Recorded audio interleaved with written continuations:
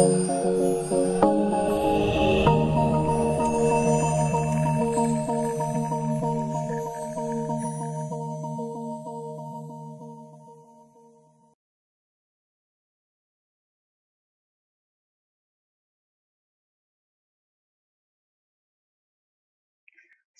warahmatullahi wabarakatuh. Apa kabarnya hari ini? Mudah-mudahan kita semua selalu sehat ya. Di pertemuan kali ini kita akan bahas tentang himpunan atau set ya. Di pertemuan sebelumnya kita sudah mereview kembali tentang logika, di mana di matematika komputasi lanjutan, logika merupakan salah satu topik penting yang bisa diterapkan di dunia komputasi ya. Jadi kemarin kita sudah bahas tentang bagaimana operator-operator logika itu bisa digunakan untuk search engine ya, seperti Google Search dan segala macam. Berikut juga operator logika bisa untuk mengoperasikan bit, byte, string di dalam komputer ya, operasi komputer. Berikutnya, ini kita bahas tentang himpunan. Jadi kalau kita bahas himpunan itu adalah kumpulan objek-objek yang didefinisikan dengan jelas ya. Jadi ini yang namanya himpunan. Dia harus didefinisikan dengan jelas. Nah, apa hubungannya ke dunia Anda? Di dunia Anda bahwa himpunan ini nanti akan merujuk ke database ya. Jadi dia akan didefinisikan secara jelas database nama, alamat, nomor HP, gitu ya. Kemudian dan yang lain-lain. Ini dia benar-benar jelas ya. Nah, dalam matematika contoh himpunan seperti ini, yang penting dia jelas tadi ya. Kumpulan mahasiswa, kumpulan objek. Tetapi pada saat nanti pendefinisiannya tidak jelas, maka itu dinamakan bukan himpunan. Nah, ini dia yang menimbulkan ambiguitas, makna ganda itu juga bukan himpunan ya. Ini kumpulan mahasiswa jurusan TI yang ganteng, tidak ya. Kemudian notasi himpunan biasanya dinotasikan dengan huruf besar ABC. Pada saat nanti indeksnya atau himpunannya banyak, maka nanti akan diberikan indeks ya. Di contohnya ini melambangkan bahwa A adalah himpunan yang isinya, yang anggotanya atau yang elemennya itu adalah 1, 2, 3. Di mana kurung kurawal itu menandakan tempat anggota ya di kurung kurawal.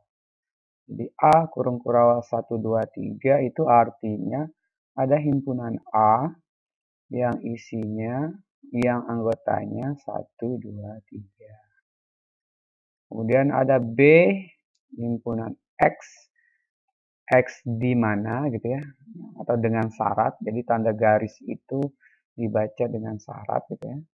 Dengan syarat X lebih besar dari 3. Jadi kita bisa tahu yang angka-angka yang lebih besar dari 3. Jadi bisa nanti lebih besar dari 3, 4, 5, 6 gitu ya. Tapi jangan lupa di kurung kurawal ya. Ini tadi harusnya kurung kurawal. Dan seterusnya. Nah, ini nanti berhubungan dengan penulisan bilangan itu, himpunan itu sendiri. Kalau lebih besar dari 3 berarti ya lebih besar. Dia anggota bilangan real. Kalau real berarti bisa juga di antara ini 4,1. Dia kan bilangan real ya. 4, saya kasih titik ya. 4,1 dan lain-lain. Sehingga penyebutan dengan karakter bilangan real itu akan lebih menguntungkan.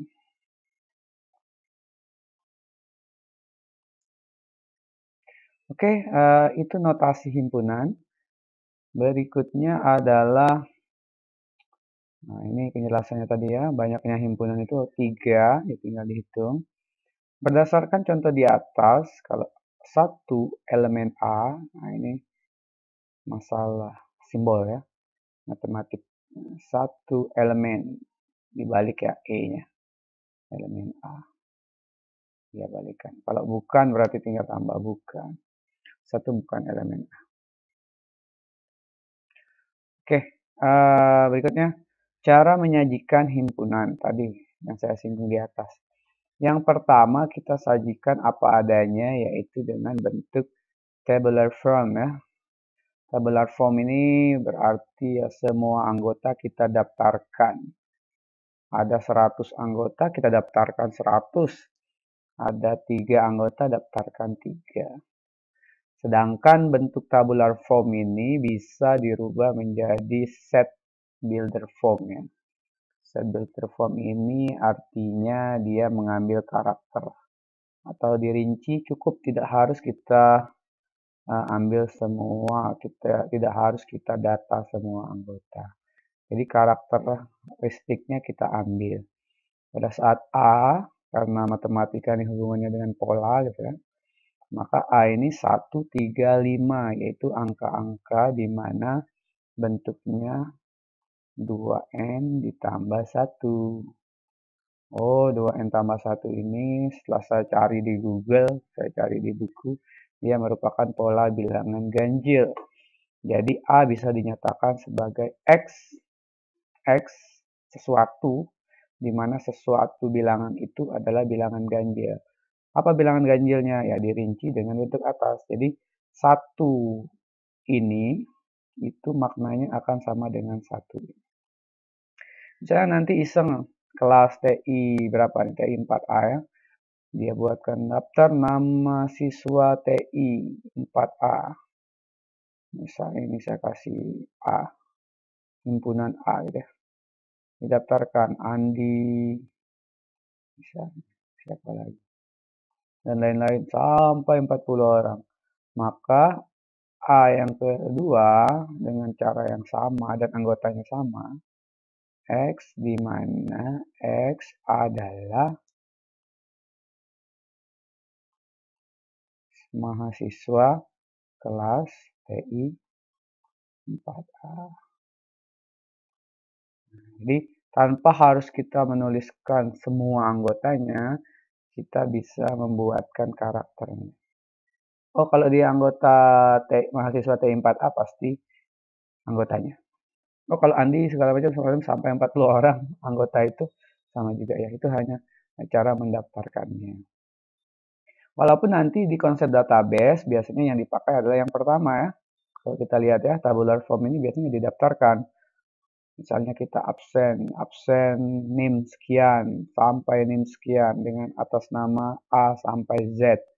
Tidak pernah dibuatkan langsung absennya TI 4A gitu kan. Karena dia lebih kepada bentuk penyajian ya, pendaftaran ya. Jadi didaftarkan semuanya.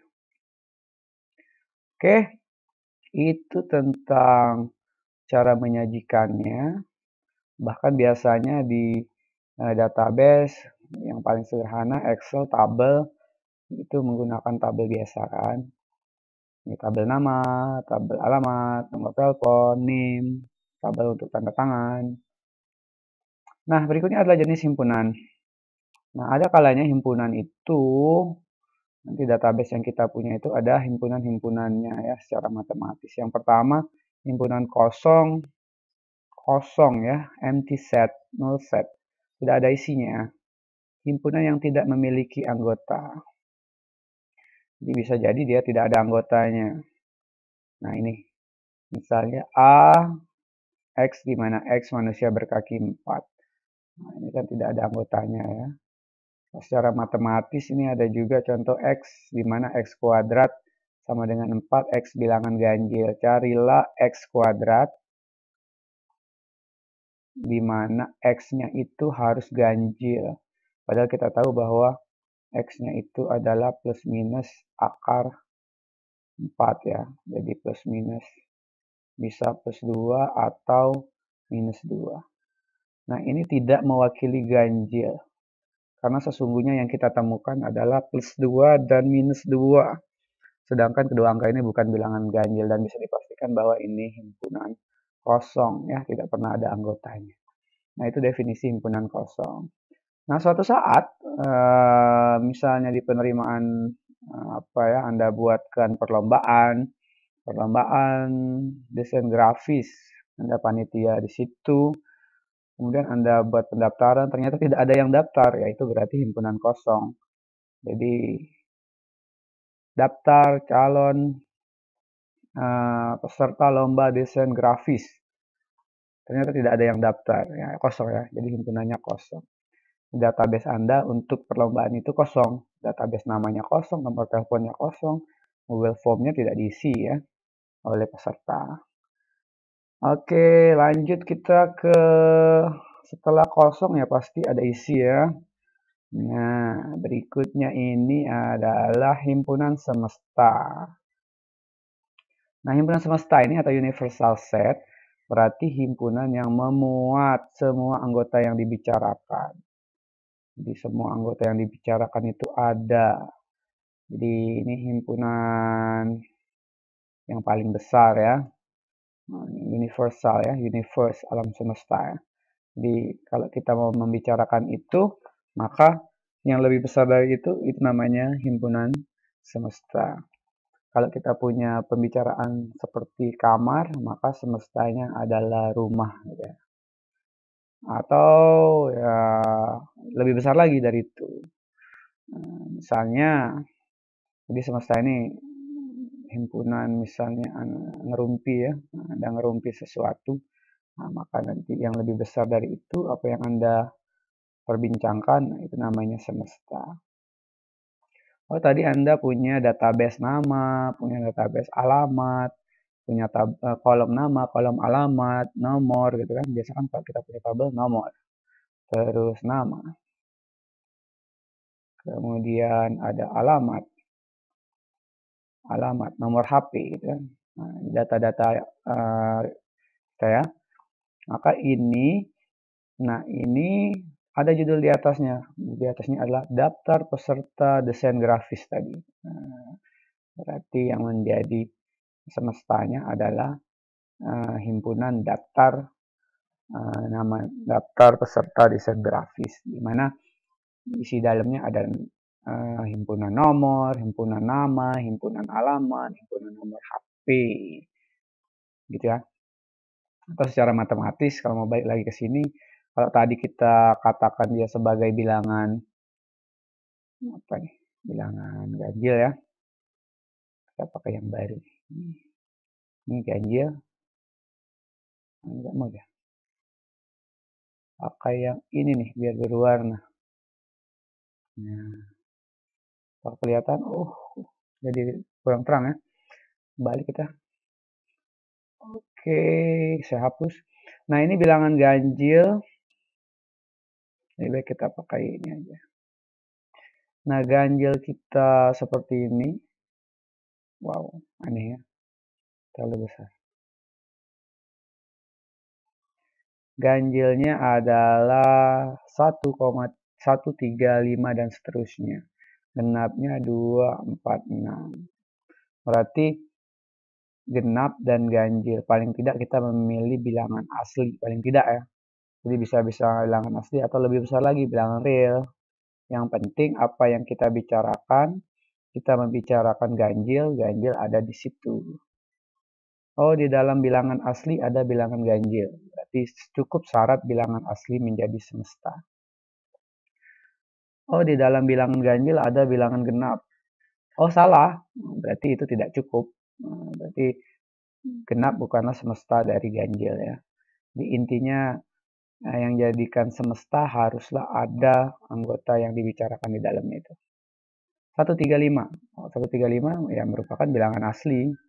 Karena kita tahu bahwa bilangan asli itu adalah 1, 2, 3, 4, dan seterusnya. Nah, sedangkan 135 ada di sini. Nah, dan seterusnya tadi. Jadi ini nanti konsepnya nyangkut ke himpunan bagian ya. Oke, kita lanjut lagi. Tadi semesta ya. Nah, ini himpunan bagian. Gara-gara ada semesta di atas, maka himpunan di dalamnya itu namanya bagian.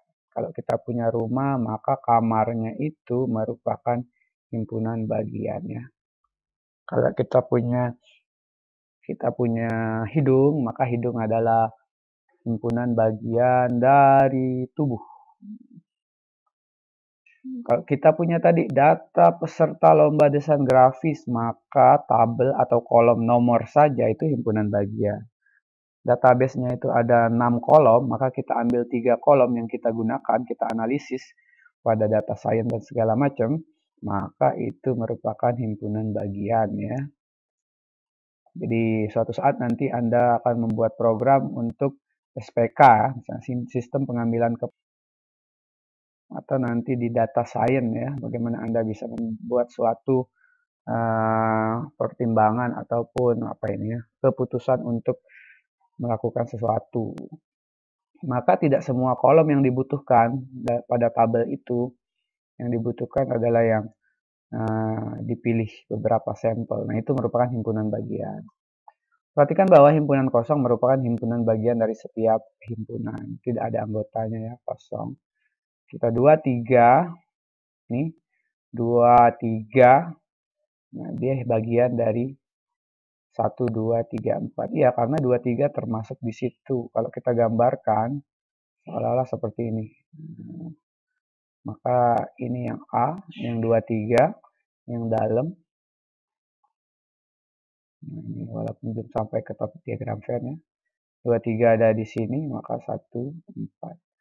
Nah, ini kan bagian termuat di dalamnya, sehingga simbolnya adalah A subset B. Kalau tidak termuat berarti gitu ya, tidak termuat. Atau bisa juga dibalik, B superset A. Kalau di sini baca A termuat dalam B, A anak buahnya B. B superset A, B bosnya A, sama ya. Ini maksudnya sama kan? Tinggal baca kiri kanannya. Oke, kita lanjutkan lagi.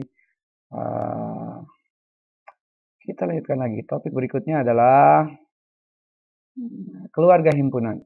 Jadi pada saat himpunan-himpunan yang kita punya, kita himpun, kita ambil lagi, itu namanya family of set, keluarga himpunannya. Jadi himpunan yang anggota keluarga himpunan jika semua elemennya berupa himpunan, atau himpunan yang kita bentuk dari himpunan-himpunan.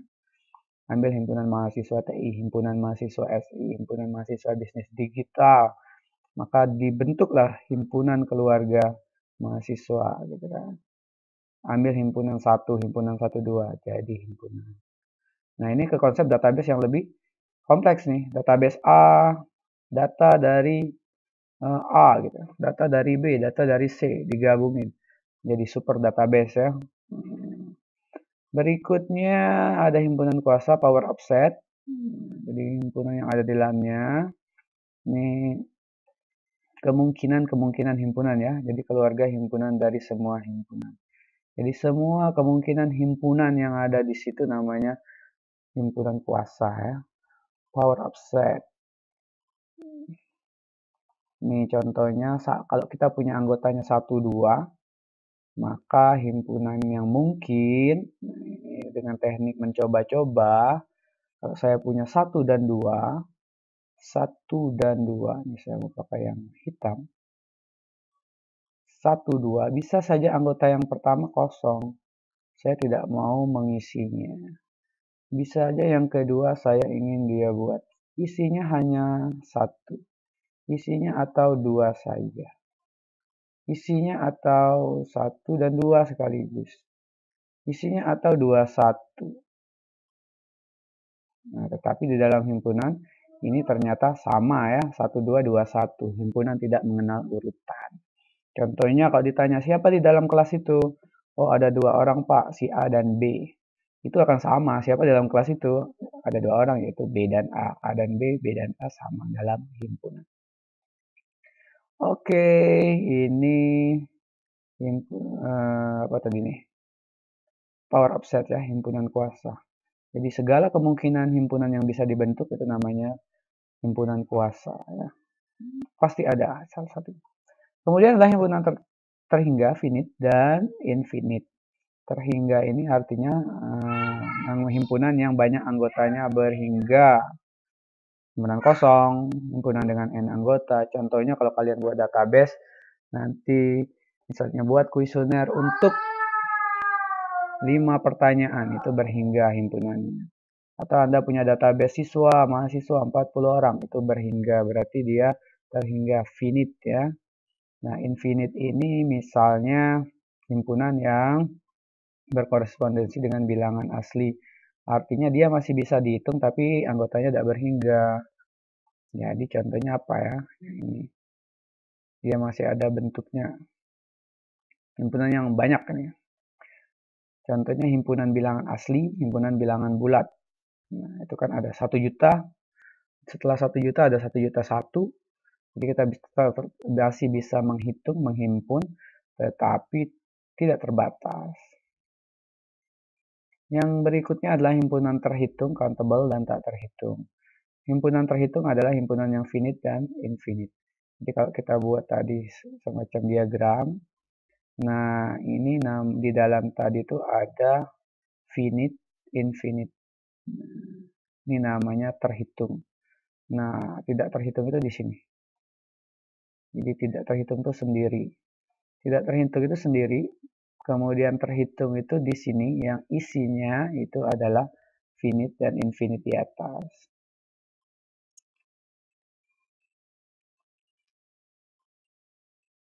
Nah, himpunan tak terhitung, himpunan yang tidak terhitung jumlahnya. Contohnya himpunan bilangan real ini, dia tidak terhitung.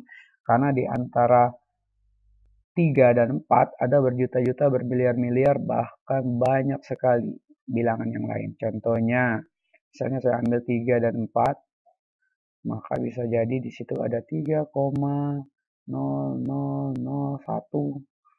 Ada yang 3,000000 panjang dari Sumaliat ke Belinyu atau Sumaliat ke Pangkal Pinang nolnya, baru dia 1. Jadi di sini tuh ada banyak, ada nama istilahnya kerapatan bilangan. Bilangan di sini sangat rapat ya. Di antara terdekat pasti banyak berjuta lagi. Di antara 3 dan 4 ada berjuta-juta atau banyak lagi. Bahkan di antara 3,0001 dengan 3,0000 lebih banyak nolnya sedikit, 1, maka dia akan banyak berjuta-juta dan banyak lagi di situ. Nah, itu dinamakan dengan tak terhingga banyaknya. Oke, terus itu ada himpunan saling lepas, disjoint set. Berarti ya tidak ada hubungan, saling lepas. 1, 2, 3, AB, contoh yang ini, maka dia saling lepas. Himpunan mahasiswa pria dan wanita di Indonesia, dia saling lepas ya. Kalau di Thailand mungkin tidak saling lepas. Ada yang kadang pria, kadang wanita ya. Oke, lagi himpunan saling lepas, banyak ya. Contohnya Anda punya database nomor HP dengan nama, itu kan saling lepas. Ada Anda punya kolom database-nya nama, kolom database nama HP, saling lepas. Tapi misalnya Anda menggabungkan database A dan B, si A dan si B, bisa saja nanti dia ada irisannya. Kesamaan dua himpunan dikatakan sama jika elemennya sama. Dia tidak bergantung urutan. Ini A sama dengan B. Walaupun A123, B321. Dia harus persis sama. Angkanya, urutannya boleh berbeda. Bahkan kalau jumlahnya agak banyak, duanya sebanyak 3 kali seperti ini, dia tetap sama ya. Makanya efisiennya nanti ditulis tetap 1, 2. Nah, yang ini sama dengan F. Pada saat F dirinci, ternyata ya E itu sendiri. Berdasarkan sifat himpunan, maka A dikatakan sama jika A subset B, B subset A. Jadi pengembangan kata sama dengan itu diambil dari konsep himpunan. Kalau A sama dengan B, jika A himpunan bagian B sekaligus dan B himpunan bagian dari A. Konsepnya sama, saling subset ya. Saling subset. Terus cara merepresentasikan himpunan, cara menyajikan ya sebenarnya ya. Ada yang namanya diagram Venn karena ditemukan oleh John Venn. Ini yang sangat populer kita sajikan. Ada himpunan semesta S atau bahasa Inggris kadang universal U. Ada himpunan yang kita buat, ada A, ada B, isikan anggotanya. Kebetulan ini disjoint set saling lepas. Kemudian jika contoh seperti ini, maka ada himpunan bagian di sini. B termuat di dalam A. B ada dalam A dengan himpunan semestanya seperti itu ya. Jadi pada contoh 1 tidak dapat dibandingkan not comparable, sedangkan pada contoh 2 himpunan A dan B dapat diperbandingkan atau comparable ya. Kemudian diagram garis ini jarang kita temukan karena dia tidak begitu tidak begitu representatif. Dia hanya menyatakan untuk A subset. Kalau yang tadi kan kita bisa menyatakan yang comparable dan tidak comparable juga. Ini pada saat nanti tidak subset dia akan susah direpresentasikan. Makanya diagram garis tidak populer. Yang kita kenal di jenjang-jenjang sebelumnya adalah diagram Venn ya. Jadi A, B menyatakan bahwa ada anggota A di B ya. A-nya 1, 2, 3. Nah, ini A 1, 2, 3, B 3, C 1, 2. Maka B-nya menyatakan bahwa B subset A, C subset A. Nah, pada saat nanti B dan C, kita tidak tahu kondisinya di mana. Ini menimbulkan banyak ambiguitas. Ya, suatu saat ya. Ini kan tidak comparable nih. B tidak sama dengan C ya. Contohnya seperti ini juga nih. Nah, ini banyak subset-subset. Jadi nanti kita akan lebih banyak menggunakan diagram Venn ya. Oke, ini operasi pada himpunan. Ini seperti pada logika kemarin. Sebenarnya himpunan dan logika itu hampir sama. Kadang-kadang dia dikarakterkan kalau irisan dalam himpunan dia simbolnya seperti itu, maka irisan di logika itu sama dengan kali ya. Kali itu sama dengan N ya, N. Sedangkan gabungan itu dengan atau. Ya, atau. Jadi dia hampir sama. Irisan ini maksudnya X-nya anggota A sekaligus dia anggota B. Contohnya misalnya saya punya database A tentang nama orang, nama-nama pemain bola di kelas TI4A. Ini ada nama pemain bola gitu kan. Sedangkan B juga sama himpunan, ini nama pemain voli yang ada di kelas TI4A juga. Nah, ternyata ada yang sama. Si C di sini anggotanya, ternyata C juga ada di sini. Maka C inilah yang dinamakan dengan irisan. Dia merupakan anggota sepak bola juga dan sekaligus dia juga anggota voli. Atau dalam konsep database kita mengenal di Excel biasanya ada yang namanya filter. Memfilter yang sama nih. Kita filterkan yang alamatnya sama-sama di Sungaliat. Muncul semua ya Sungaliat. Yang tidak ada atau apa ya di dan ini. Jadi keduanya dibandingkan. Oh, dicek di A ada, di B ada, lanjut seperti itu. Ya. Seolah-olah nih misalnya nanti di pemindai wajah ya. Oh, ternyata real time-nya A0, database-nya A1. Ternyata keduanya ada sama ya. Nah, maka ini bisa lanjut ke tahap selanjutnya. Nah, sedangkan gabungan ya menggabungkan semuanya. Jadi kita gabungkan saja. Nanti yang sama ditulis sekali ya. Jadi kalau ada gabungan, digabung semua anggotanya tanpa ragu ya. Kemudian setelah irisan gabungan, operasi standarnya adalah penjumlahan. Jumlah berarti bukan menjumlahkan elemen di dalamnya ya. Jadi kenapa tidak bisa dijumlahkan? Karena bisa saja nanti elemennya berupa nama, berupa apa ya benda gitu kan. Kalau jumlah kan identik biasanya dengan angka. Makanya di himpunan jumlah itu adalah X anggota dari B, A dan B tetapi bukan irisan keduanya ya. Ini saya tambahkan gambar lah dari atas tadi. Nah, kalau irisan itu dia seperti ini. Dia mengiris. Mana saya butuh lingkaran. Nah, ini. Oke, maka irisan itu ada di sini. Irisan ya. Irisannya ada di situ.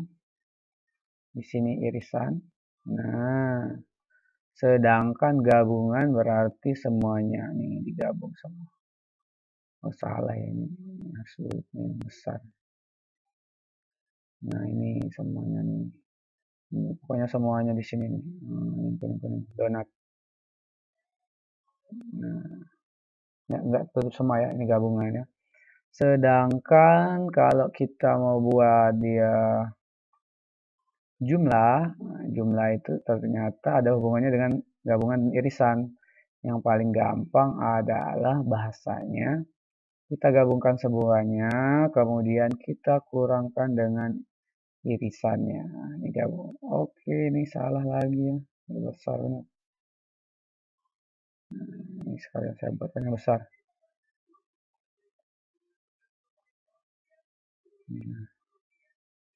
Saya punya himpunan A dan B. Kalau yang hitam yang terang. Ini ada A. Ini B. Ini ada semesta atau universal set yang dibicarakan. Ya harus di luarnya. Maka misalnya ini jumlah. Jumlah itu berarti kita harus gabungkan semua, kurangi yang dalam. Nah, ini digabung. Gabung. Nah, ini tidak boleh. Jadi yang tengah ini tidak boleh. Jadi A gabung B kecuali ini. X bukan A irisan B. Bukan. Nah, bukannya. Sedangkan misalnya berikutnya selisih A kurang B itu akan berbeda dengan B kurang A ya. A kurang B itu artinya X anggota A tetapi tidak B. Jadi ini tidak boleh. Yang saya gambarkan ini, kalau ini saya gambarkan berarti ini B kurang A. Oh salah ya. B kurang A itu berarti dia hanya ini. Benar-benar B. Dia tidak boleh ada elemen A. Ini tidak boleh nih. Sini tidak boleh. Kalau dia A kurang B berarti hanyalah anggota A. Tidak anggota B. Berarti irisannya itu tidak boleh masuk. Jadi hanya anggota A. Sedangkan komplement adalah di luarnya. Komplement di luarnya. Yang di luar A. Berarti termasuk bagian B sedikit ini ya. Seperti itu. Oke, untuk lebih jelasnya ini ada beberapa soal latihan. Boleh dikerjakan karena ada kunci jawaban juga kan. Nah, ini dipahami. Nanti akan saya tambahkan juga latihan-latihan di classroom. Diagram Venn. Ini kalau banyak nanti ABC, maka dari diagram Venn kita bisa melihat anggota-anggota yang ada dalam situ. Ini anggota dari A yang penting masuk dalam lingkaran A. A, B, H, J boleh. A, B, H, J boleh. A, B, F, H boleh. A, B, H, F salah. A, B, H, F boleh.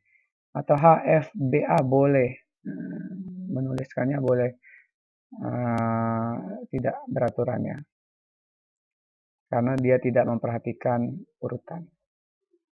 Nah, sifat-sifat operasi himpunan ini tolong dipelajari. Ini juga sudah ada di logika kemarin, komutatif, asosiatif, distributif, identitas, idempoten, De Morgan. Kalau di logika ini hukum-hukum logika ya. Jadi banyak hukum logika itu akan dikerucutkan lagi, beberapa tetap berlaku di himpunan. Nah, ini latihan soal, tolong dikerjakan. Nomor 1, 2, dan 3 ya. Dikit sekali soalnya, cuma 3. 1, 2, dan 3 ini silakan dikerjakan di classroom, diupload kembali di classroom ya. Oh, ini ada 4. Jadi 1, 2, 3, 4 dikasih waktu paling lama minggu depan harus sudah ada uploadan di classroom. Jika ada yang mau ditanyakan, boleh diskusikan di WA group atau classroom. Oke, ini materi himpunan. Jadi apa hubungannya ke dunia kalian? Himpunan sangat dekat ataupun dasar dari konsep database. Himpunan juga nanti banyak anggota-anggota himpunan di dalam algoritma nanti kan. Di dalam database, pemindai wajah, di dalam apa ya, Anda buat program ini intinya database itu secara real time ataupun apapun itu nanti akan dikelompokkan pada tabel-tabel. Nah, tabel-tabel itulah yang namanya himpunan ya. Tabel nomor, tabel nama, tabel alamat. Kemudian kalau itu dikoneksikan nanti jadi keluarga himpunan, super tabel yang besar tadi ya. Oke, saya rasa cukup. Sudah 34 menit, tidak terasa lama ya. Demikianlah penjelasan di kuliah yang ketiga. Saya mohon maaf kalau banyak penjelasan yang terlewatkan ya. Silakan dipelajari dari video ini. Nanti kita diskusikan lagi di Classroom dan Zoom atau Google Meet ya. Demikianlah saya Heri. Assalamualaikum warahmatullahi wabarakatuh.